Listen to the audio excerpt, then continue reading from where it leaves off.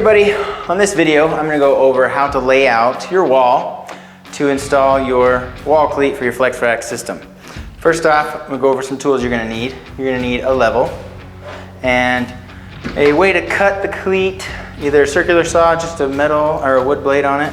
You can chop them on any wood cutting tool, it's just aluminum. So it's high strength aluminum, but it cuts well.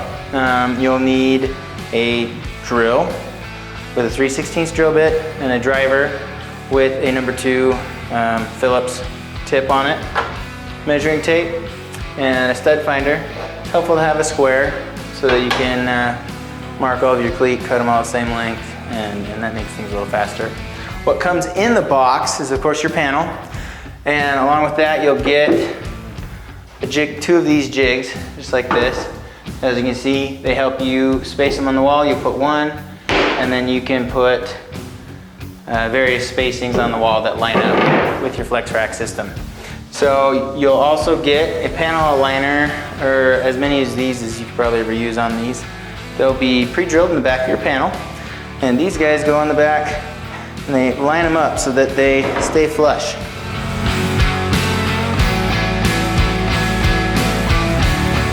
If you're going to be putting in 4-foot rows of panels on your FlexRak system, I'll show you how to do it. We have a 4-foot top row and a 4-foot bottom row, as you can see here. When you're laying out your wall cleat, you're going to go 4 foot to the top of your bottom cleat right here, and 8 foot to the top of your top cleat. So that works out really well. Puts it 5 1/4 inches up off the ground, clears a 5 1/2 inch baseboard really well.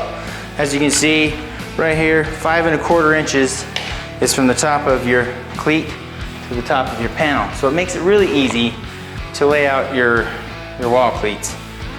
And it makes it so that this one ended up 1 foot to the top from the floor, 4 foot to the top, 5 foot to the top, and 8 foot to the top. So it lays it out really nice, 5 1/4 inches off the ground. That works out pretty well for most baseboard. And first off, you're gonna need to get your level, mark where your elevation needs to be, set it on there, and we traced it on this guy, moved it over, traced it.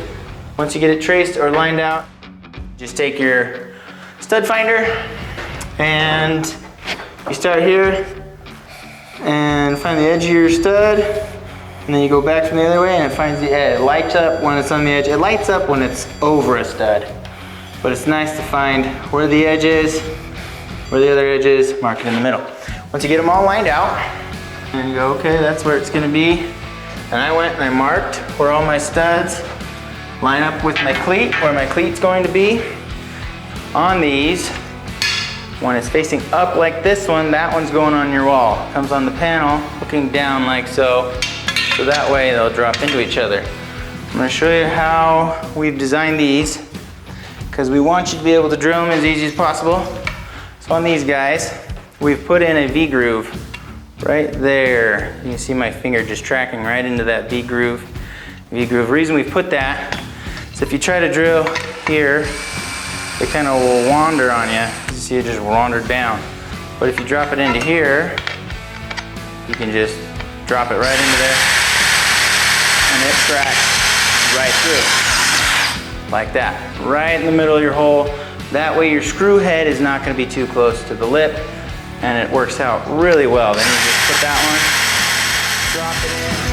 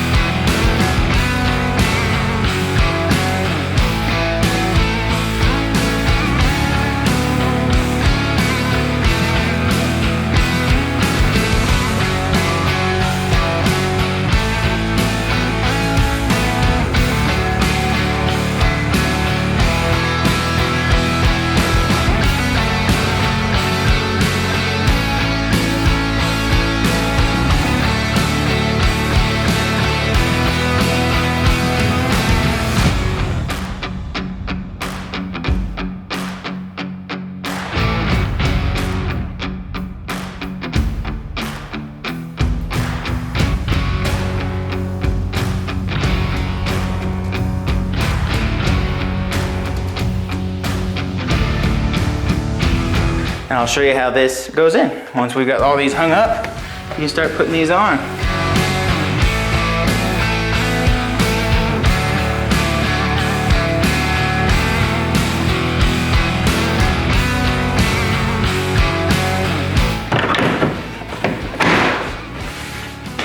That's how it works.